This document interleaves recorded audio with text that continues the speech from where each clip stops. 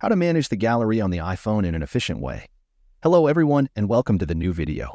In today's video, I will show you how you can manage your gallery in an efficient way. Pictures and videos are one of the main things we keep on our phones. They take up a lot of space and are sometimes very difficult to manage. That's why we're going to make the job easier today. Let's see how. The application that will allow us to do this is called Swipe and Delete. The application is free and you can download it from the App Store. When you open the application, a list that has been made for months will be waiting for you. You can sort the list in two orders, by number of photos or by month. When you open a month, the pictures you took for the selected month will be waiting for you. By simply swiping to the left, you can delete the image, or by swiping to the right, we can save it.